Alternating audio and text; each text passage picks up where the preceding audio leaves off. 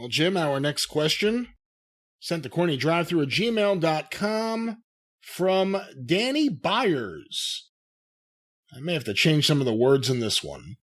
This is a question about Ric Flair's claim of 10,000 successful sexual conquests, for lack of a better term. Yeah, boy, I tell you what, I remember that girl, and she always looked tired. At age 71, no way in hell Ric Flair is still pulling that kind of... I'm not going to say that. I call bullshit.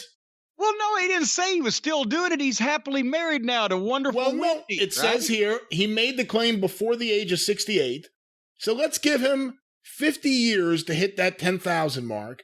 And remember, he claims, this is really poorly written. It would be 3.8 different women per week from age 18 to 68 to simply hit 10,000. Nah, I don't believe that. Well, for one thing, 3.8 women a week for most of that time for Flair would have been a low estimate.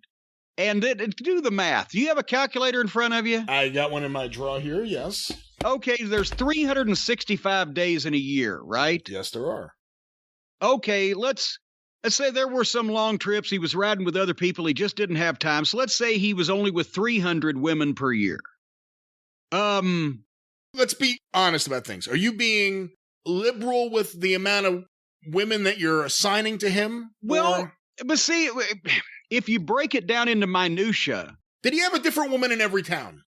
Well, yes, but see, that's what I'm saying. If you're breaking it down into the minutia of things, in several towns, everybody had a regular in several towns, where even if there was an opportunity to do something else, you wouldn't because she was your favorite. So if he goes to Baltimore 12 times a year, but he's only with one woman, then he only gets credit for one instead of 12. So there may be some situations there where it may be an exaggeration to say there were 10,000 different ones. But I mean, I find it hard to believe that I was doing better than Flair. What are you saying? And what I'm saying is that I guess, everybody that would have a problem with this is probably not going to have a problem with it anymore. I would have 3 or 4 experiences a week, either at the matches or after the matches, on a regular, as a general rule. But not all of those were all different people every time, because as you mentioned, you had your specific person in Birmingham or in Chicago or whatever the case may be, and occasionally in some of the big cities, you had a couple of different ones. This may be why the Young Bucks don't like you. You're a sinner. And if they didn't get along, if your couple of special ones didn't get along, then you had to see them separately. So the point is, when we're trying to figure out how to figure this up, but let's say 300 times a year, in 10 years he gets to 3,000. I'm telling you, he moved to the Carolinas in 74. And over the next 10 years, I would think 3,000 different women might be a little low. Well, now hold on. Let me stop you right there.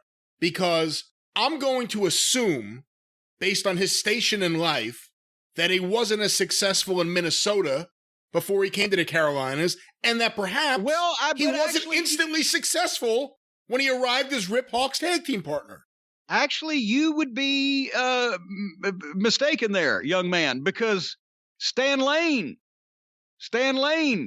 actually took a fucking cut in... I've said many times that when I got into business, I took a cut in pay between what I was doing as a photographer and what I was doing when I became a rookie manager. Stan Lane took a cut in pussy when he got into business because he didn't have as much time. He was working doing room service calls at the fucking Hilton in Myrtle Beach and going to the fucking clubs every night till 6 o'clock in the morning. When he actually had to start wrestling and going to towns, it cut down on his pussy. With all due respect, let's not compare Stan Lane with Ric Flair before he became the Nature Boy. Flair was still a fucking personality. But anyway, nevertheless, so okay, he's in fucking Charlotte when he's 23. For the next 20 years at least, I think he could have got 2/3 of the way to 10,000 just in the next 20 years. He'd been in his mid-40s. Based on what you're saying, you think he could have gotten to 6,000 within his first 20 years in the Carolinas? Well, but the only thing I'm saying is that were all those different, because I know he had some standbys, but... how many two-a-days do you think he worked? There were a number of those. there were often two a nights because especially if you got to a town early enough, you get to the town, you go in, you make sure they know you're there, you see what match you're on, see what you're working, then you go back out of the parking lot. Then you come back in, but if you're on late by intermission time, you're probably going back out of the parking lot again.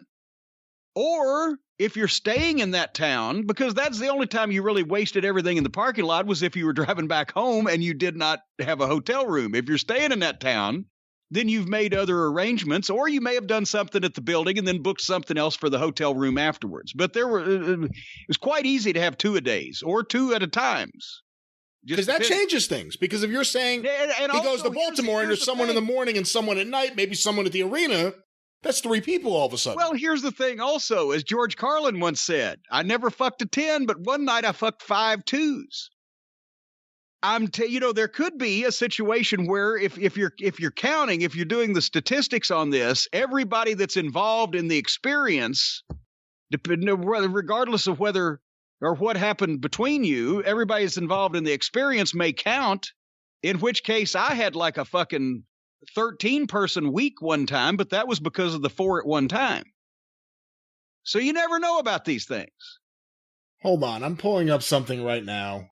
You're pulling on something. What are you doing? I'm pulling up something right now. Well, it usually goes up. Will you get your mind out of the gutter? Must come down. In Wilt Chamberlain's 1991 book, A View from Above, he claimed to have slept with 20,000 different women during his life. See, now that's stretching it. There's this article from mentalfloss.com, that's some math here. By the way, I took out my calculator, I haven't used it once.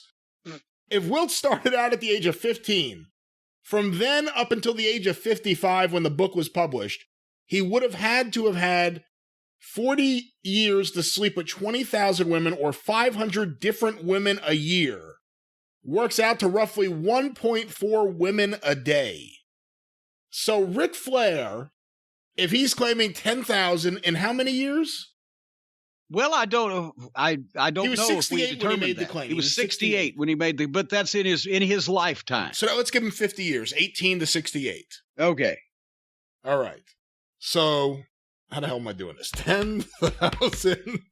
Well, 10,000 divided by 50, that would be only 200. 200 women per year. But of course, in the 60s, I'm sure things slowed down a little bit, but the 30s more than made up for that.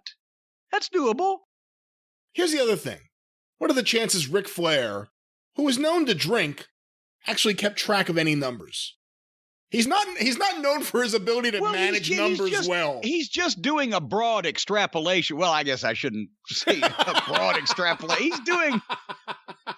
He's doing a general ballpark estimate of, I'm sure he didn't write it down or, keep any significant records. I wish I'd have done that, just to answer some of these trivia questions. That's one thing I didn't keep records of, under the most part. So what you're saying is you think it's possible that he has had sexual relations 10,000 times, but you don't necessarily believe 10,000 different women. Yeah, well, and once again, 10,000 is not really far-fetched when you go over a long career and you break it down like that. But as I said, the only thing that could affect that where I wouldn't believe it was if he was with the same person in a number of these markets over and over again, they wouldn't count as a different person, but he might have glossed over that. But, you'd have to really sit down and probably hire a private investigator and sit down and do some serious math on this thing. Was Flair competitive? If someone else was doing well with the women in the territory, would Flair try to up his game? Well, I was not physically standing there watching everything that he did or that everyone did because I was overdoing my own thing. But I think Rick was a very giving and generous person, and I'm sure he shared on many occasions and didn't begrudge other people the opportunity to graze in the same field. Wasn't a fence builder. All right. I guess we've tackled that question every possible way we could. Put it in every single position imaginable.